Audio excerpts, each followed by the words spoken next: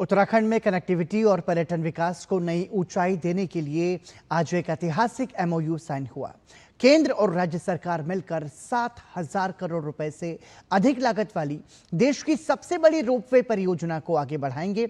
इसमें केंद्र की 51% और राज्य की 49% हिस्सेदारी होगी। इस परियोजना के तहत केदारनाथ, हेमकुंड साहिब और नैनीताल को रोपवे से जोड़ा जाएगा। इसके शुरू होने के बाद रोजाना 20,000 से अधिक यात्री लाभान्वित होंगे। केंद्रीय सड़क एवं परिवहन राज्य मंत्री अजय टम्टा ने डीडी न्यूज से कहा कि यह कदम न केवल श्रद्धालुओं की सुविधा बढ़ाएगा बल्कि रोजगार और पर्यटन को भी नई दिशा देगा। उत्तराखंड को लेकर आज एक ऐतिहासिक फैसला हुआ है। इस पर ज्यादा बातचीत करने के लिए हमारे साथ मौजूद हैं केंद्रीय सड़क एवं परिवहन राज्य मंत्री अजय टम्टा जी। टम्टा जी, रोपवे के लिए आज आपने एक एमओयू साइन किया है उत्तराखंड सरकार के साथ, क्या है ये? देवभूमि उत्तराखंड में उत्तराखंड सरकार और सड़क परिवहन राजमार्ग मंत्रालय के तहत वैधानिक एक हमारा NHLM के माध्यम से एक SPV एक समझौता आज हमारा हुआ है, और जो कि बहुत ही ऐतिहासिक समझौता है, जिसमें कि केदारनाथ धाम, जो कि बहुत ही श्रद्धालुओं का धाम है, इसमें सोनप्रयाग केदारनाथ तक लगभग 12.9 किलोमीटर लंबा पर्वतमाला परियोजना के अंतर्गत विकसित किया जाएगा, जिसकी लागत लगभग 4,000 करोड़ रुपए की आएगी। और इसमें अत्याधुनिक जिसको हम 3S के माध्यम से कहते हैं, ट्राइबल गंडोला के माध्यम से उसमें जो नई टेक्नोलॉजी है, सबसे एडवांस टेक्नोलॉजी वर्ल्ड के अंदर है, उसका इस्तेमाल इसमें किया जाएगा। इसमें प्रति घंटा लगभग 1800 यात्री यात्रा करके तीर्थयात्री यात्रा कर पाएंगे और लगभग 36 लाख यात्रियों को ये सुविधा देगा।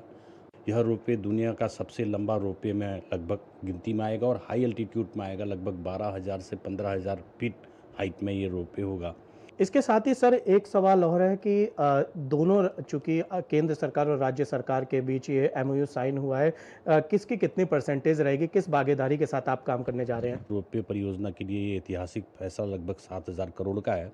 इस ऐतिहासिक समझौते में जो हमारा SPV हुआ है और उसमें 51% केंद्र सरकार की भागीदारी रहेगी और 49% राज्य सरकार की होगी।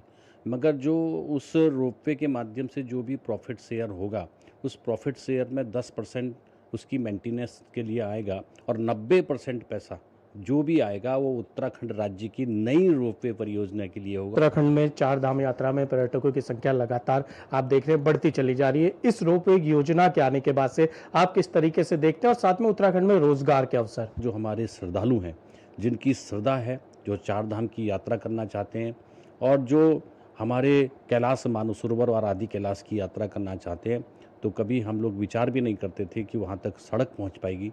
सड़क ही नहीं पहुँची, हमारी ऑल वेदर रोड के का भी हम लोग उस जगहों पर जा पा रहे हैं। और आज अब हम, चूँकि केदारनाथ और हेमकुंड साहिब के लिए सड़क नहीं थी, क्योंकि कई किलोमीटर पैदल चलना पड़ता है, और इसीलिए उन श्रद्धालुओं को भी इस रोपवे के माध्यम से दर्शन हो पाएँ, ये अपने आप में ऐतिहासिक निर्णय उत्तराखंड राज्य के लिए हुआ है। कैमरा पर्सन राहुल चोपड़ा के साथ निशांत राय, डीडी न्यूज़, दिल्ली।